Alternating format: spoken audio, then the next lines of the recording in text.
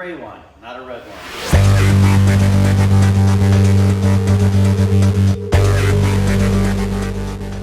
Everything goes in cycles. It's kind of funny. If you have one type of bike in here, you'll have a bunch of them.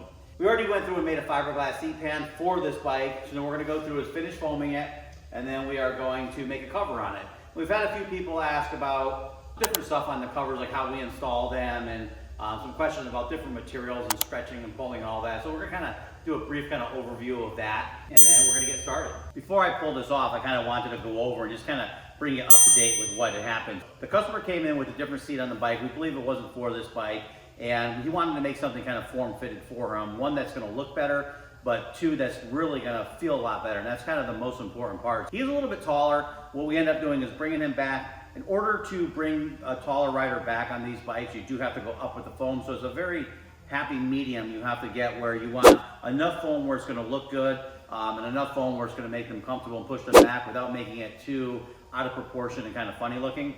Luckily, he took it for a test ride and really liked it. One thing I want to do is I want to scoop up here and just give him a little bit more back support. He's really not concerned with the rear passenger. You know, this foam that we're putting on is super comfortable, and one thing that's great about the Fat Boys is when they have the wider rear fender, it actually allows you more seating surface for the rear passenger. So even though it's not a lot of padding here, it will be pretty comfortable for the rear rider when they're on here.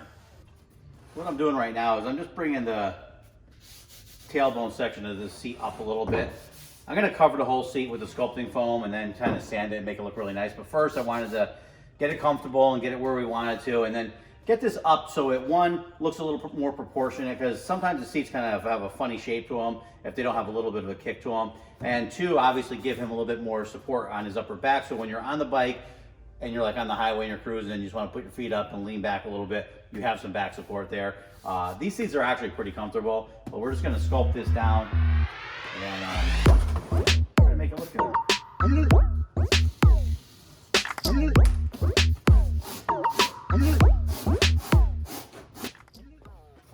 As I'm sculpting the seat, I'm going to kind of talk, because I talk a lot, and answer some of the questions. Seeing as this video is, some of the stuff we're doing is because people had asked me questions about certain things, so we're going to kind of do a video and do those and kind of listen to what you want.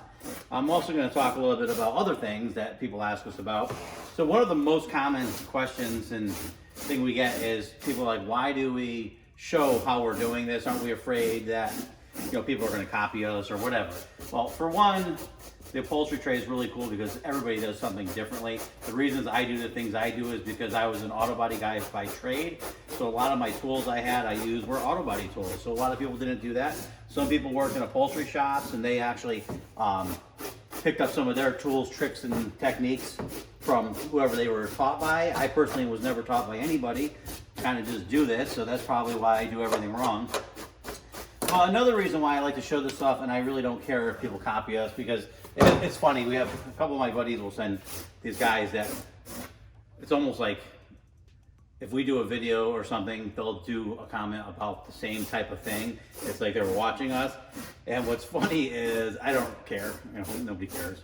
You know. But what's funny is years ago, and I'd make a motorcycle seat, and every time I make the seat, I would go on and see another shop would have that seat. And so I would be like, this can't be a coincidence. And so I told one of my buddies about it, and I'm like, look, so I did this certain seat, and then all of a sudden, like 4 weeks later, they had a production seat that they were doing that was similar to the seat I did.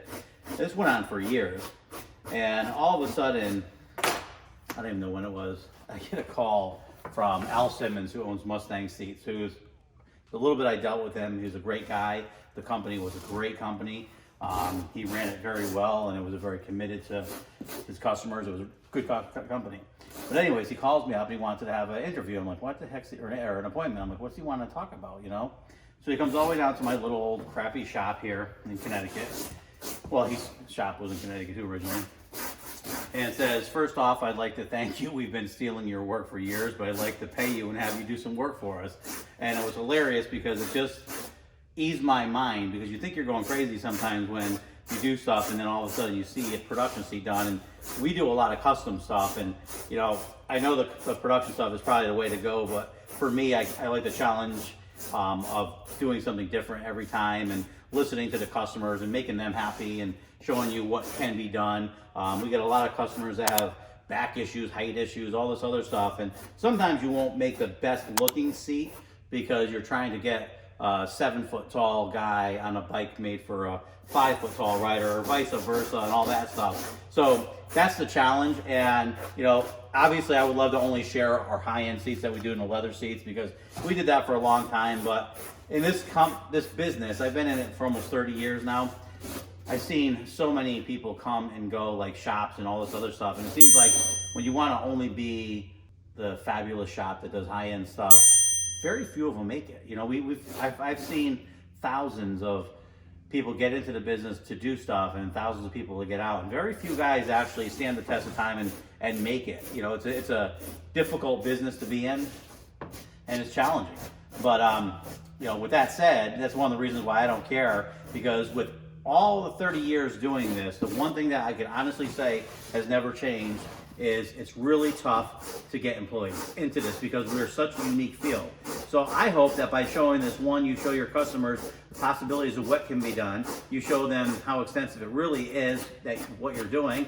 And then people who might really enjoy this could actually see it and say, hey, that's something I might want to do. Pick up some ticks. Don't pick up any tips. Pick up some tips and tricks, and maybe even want to come into this field and work for a shop like us or others, where you could actually do this for a living and actually have a little bit of knowledge going into it of what you do. We've had people here that worked in the past that it was cool because they actually went home and watched our videos and were like, oh yeah, I learned that by watching the video. And then they went and watched other videos from other people and got ideas. And you know, it's kind of cool to be able to see that. And you know, there's enough business to go around for everybody. And the biggest thing is we need employees that could do this stuff. And I found, like, people will say, how come we didn't stick to doing high-end seats like we started off doing, like, you know, almost 30 years ago? And the reason is that there's only so much you could do yourself. And I found that no matter whether economy's good, economy's bad, what president's in, what anything else is, the one steady thing is I could never find someone really good to come work with us that would work at a confident level that they could produce their work at a higher skill level. And we've tried to do many routines and, you know, procedures to change things and help people. And I never want to give up on that. And that's why we do this, because I want people to see what we do and improve on it and come to work with us and build really cool stuff. I love it. But we started doing production seats because we figured it would be easier to train people in more of a procedural fashion and still come out with a high quality product for our customers, but not everything custom every time. And so that's one of the reasons that we kind of shied away from that and went down the road. And when we did that, one thing too is that I learned that you'll see a lot of seat guys say they will only use a specific material, like they only use leather from a certain supplier, and that's great. And they've you know, fine-tuned it, and their stuff is incredible, and you appreciate that, and it's really great. But for us, it wasn't challenging enough. So what happens is people will all of a sudden want specific things and different types of materials. So by listening to our customers and doing this, it challenges us to try different materials, to try different things, and not be like typecast into one specific seat. So when you start doing your production stuff, if you're only doing what you want to do and building everything based off of how you feel and what you like, you're not really listening to the customers, and you're not listening to what's going on in the market. So it kind of pushes you aside. So what we've always done is listen to our customers and try different things. You know, sometimes we use a material that we might not like, but then we learn why. And sometimes we do stuff that we don't think we like, but the customers will love it because that's what they wanted. That was their dream. So anyways, hope that kind of helps out to see why we are showing so much of what we do.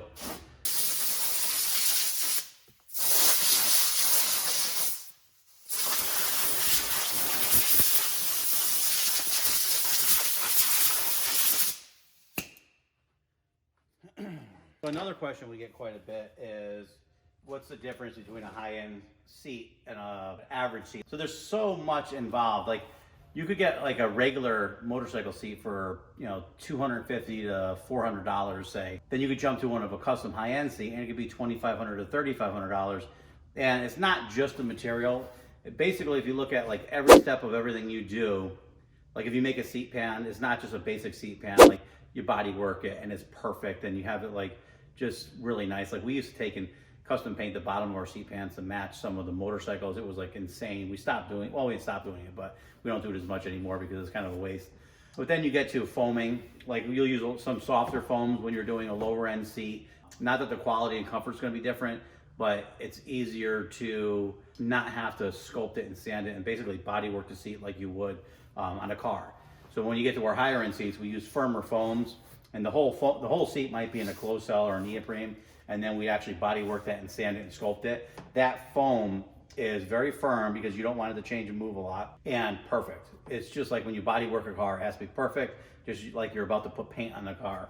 And then when you go in and you do your patterning, you know, you might on a regular seat have a pattern variation of up to a 1/16 of an inch. With high-end seat, there's no variance. It has to be right on point, and you want everything perfect, and your stitching's tighter, and it's just a little bit to the next level. And obviously you will use higher end materials, so some of the foams you use are more expensive. Obviously it's predominantly labor. If you jump to leather seats, obviously that's going to be more money too. Most of what you're paying for is the extra skill and extra time involved in taking it to the next level. So we kind of jump back and forth where we know that we have customers that we want to please that don't want to spend $2,500 for a seat, but they want a nice, really comfortable seat that looks great and looks more like a factory seat. If you look at, like, compare a high-end custom seat to a factory seat, you could always tell the difference. The quality is so much better, and what the difference really is on a lower end seat, you might have your seams a little bit wider so you can't see any variation.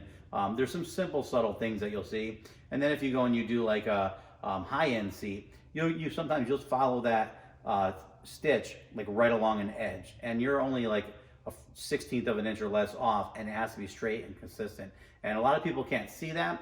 You could look at it and just appreciate it, but the detail level is kind of like usually more involved. Like a professional will see that type of stuff. A lot of people who aren't professional will look at it and be like, oh, what was that? I can tell that it's better, but I just can't see what. And it's very subtle, but it makes a huge difference. And it's just like when you have a custom painted car or something like that, or custom bodywork. You know, you could go buy a new car and it's going to have orange peel on it, and it will look nice and clean and everybody's happy. But if you want a show car, you know, you cut it and buff it and there's no orange peel. So it's like just definitely a higher level of it. So now this seat here, we got it nice and sculpted with the foam. Now we're gonna go and put a 1/4 inch sew foam on it. That sew foam we use is a little bit firmer. We don't like to use headliner material like we've said in the past. A lot of people will wrap a seat in headliner material, but the headliner material, one, is a lot softer.